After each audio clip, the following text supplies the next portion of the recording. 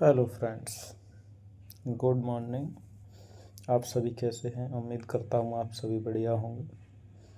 उमंग study point के online परिवार में आपका बहुत बहुत स्वागत है।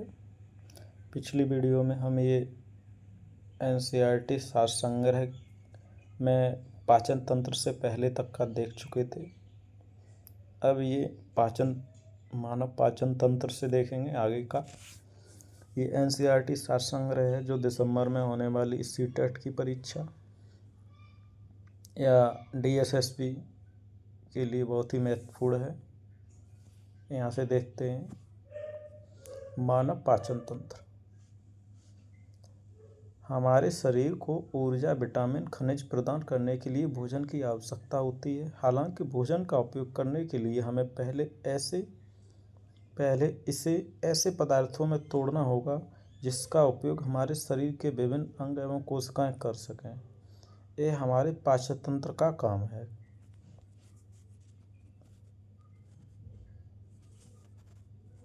पाचन तंत्र हमारे भोजन को पचाने के लिए चरणों में कार्य करता है। प्रत्येक चरण महत्वपूर्ण है और अगले चरण के लिए भोजन तैयार करता है।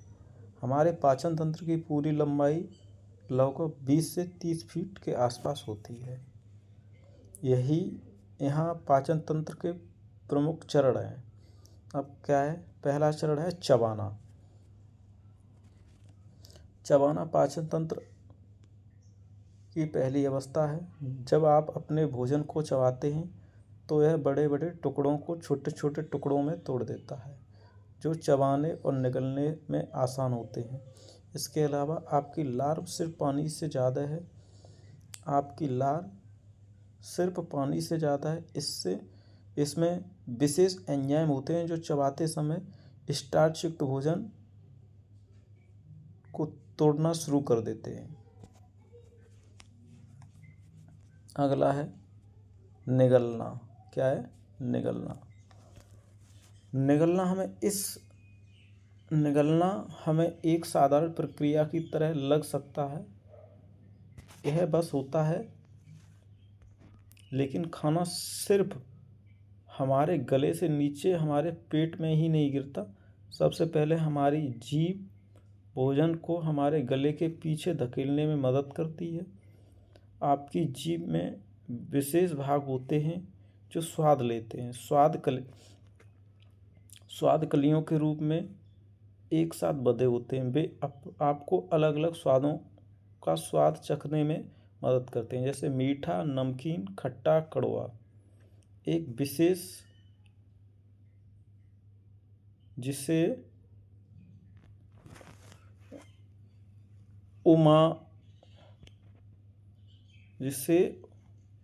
उमामिष्ट कहा जाता है, जो जिसे कुछ लोग कहते हैं कि यह अन्य सभी के मिश्रण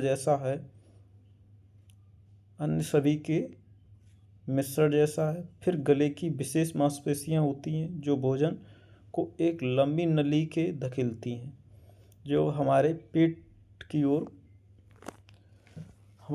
की ओर जाती हैं, जिसे हम क्या बोलते हैं? ग्रास नली बोलते हैं। ग्रास नली कहा जाता है। भोजन सिर्फ पाइप से नीचे नहीं गिरता। मांसपेशियां भोजन को तब तक धकेलती हैं जब वह हमारे पेट में नहीं पहुंच जाता। उसी समय यह सब चल रहा होता है। एक फ्लैप हमारी श्वास नली को बंद कर देता है, जिससे यह सुनिश्चित होता है कि भोजन गलत रास्ते पर न जाए। हम इसमें गलत पाइप से नीचे जाना कहते हैं।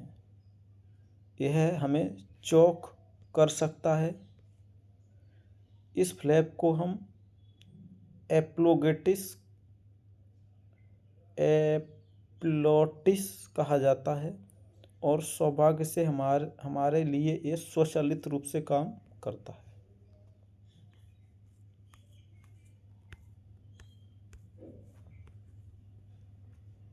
नेक्स्ट है पेट। अगला चरण पेट। हमारे पेट के करीब पेट में करीब 4 घंटे तक लटका रहता है।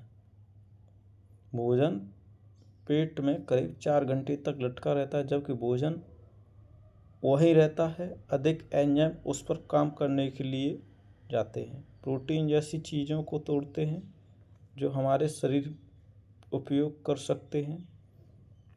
पेट बहुत सारे खराब बैक्टीरिया को भी मार देता है, जिससे हम बीमार नहीं पड़ते हैं। अब नेक्स्ट है छोटी आंत, स्मॉल इंटेस्टाइन। छोटी आंत का पहला भाग हमारे भोजन को तोड़ने के लिए लीवर अग्नाशय से रस के साथ काम करता है। दूसरा भाग, जहां भोजन आंत से अवशोषित होकर रक्त के माध्यम से हमारे शरीर में पहुंचता है। नेक्स्ट है लार्ज इंटेस्टाइन, बड़ी आंत। अंतिम अवस्था बड़ी आंत होती है।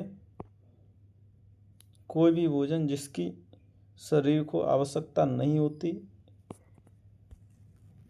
या जिसका उपयोग नहीं किया जा सकता, बड़ी आंत में भेज दिया जाता है। बाद में शरीर से अपशिष्ट के रूप में निकल जाता है। नेक्स्ट टॉपिक है जिगर या अग्नाशय, लिवर या पैनक्रियास। अब लिवर या पैनक्रियास का क्या कार्य है हमारी बॉडी में, ये देखते हैं। जिगर और अग्नाशय साथ में पाचन तंत्र में मदद करने के लिए बहुत कुछ करते हैं। दोनों छोटी आंत के साथ काम करते हैं। यकृत पित्त प्रदान करता है जो पित्ताशय में संग्रहित होता है, जो वसा को छोटे टुकड़ों में तोड़ने में मदद करता है। अग्नाशय सभी प्रकार के भोजन को पचाने में मदद करने के लिए अतिरिक्त एंजाइम प्रदान करता है। लीवर आपके रक्त से पचे हुए भोजन को आपके शरीर में विभिन्न स्थानों पर उपयोग करने के लिए भेजे जाने से पहले संसाधित करता है। लीवर का कार्य क्या है? लीवर आपके रक्त से पचे हुए भोजन को शरीर के विभिन्न स्थानों पर उपयोग करने के लिए भेजे जाने से पहले संसाधित करता है। अब है खाद्य संसाधन।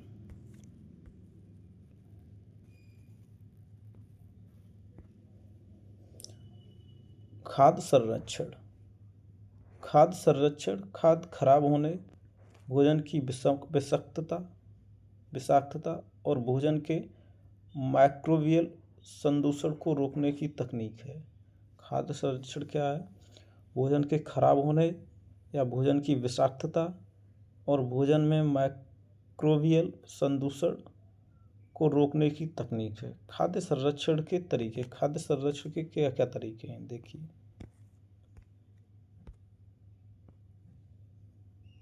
खाद्य संरक्षण की शुरुआत प्राचीन काल में बहुत पहले से ही हो गई थी।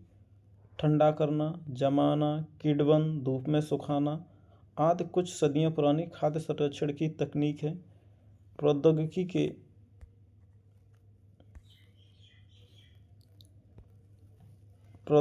के आगमन के साथ खाद्य संरक्षण की विधियों के आधुनिक तरीकों का विकास हुआ। संरक्षण के लिए रसायनों और अन्य प्राकृतिक पदार्थों का उपयोग किया गया था।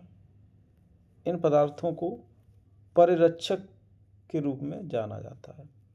अब खाद्य संरक्षण की रासायनिक विधि क्या क्या है? नमक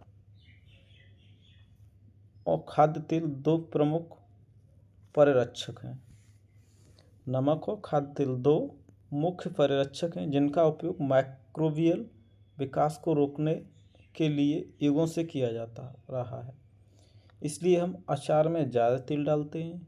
नमक द्वारा परिरक्षण को लवणीकरण कहते हैं। नमक द्वारा परिरक्षण को क्या बोलते हैं? लवणीकरण कहते हैं। इसलिए कभी कभी देखा होगा आपने कि अचार में नमक ज़्यादा डाल दिया जाता है, जिससे अचार लॉन्ग टाइम तक चलता है।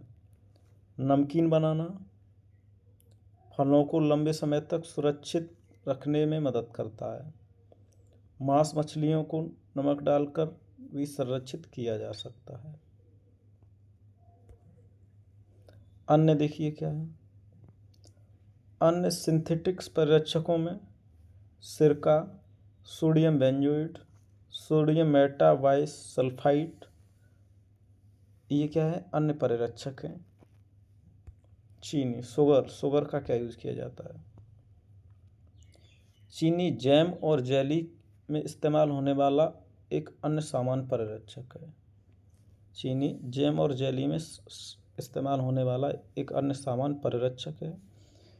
चीनी एक अच्छा नमी अवशोषक भी है। नमी की मात्रा को कम करके यह माइक्रोबियल विकास को भी रोकता है। नेक्स्ट है गर्मी और ठंड के तरीके। उबलना और प्रशीतन लगभग 70% माइक्रोबियल वृद्धि को रोकते हैं। उबालने से वे सूक्ष्म जीव मर जाते हैं जो अत्यधिक तापमान सहन नहीं कर सकते हैं। इस प्रकार यह खाद्य संरक्षण में मदद करते हैं। Thank you friends. वीडियो अच्छी लगे तो वीडियो को शेयर कीजिए।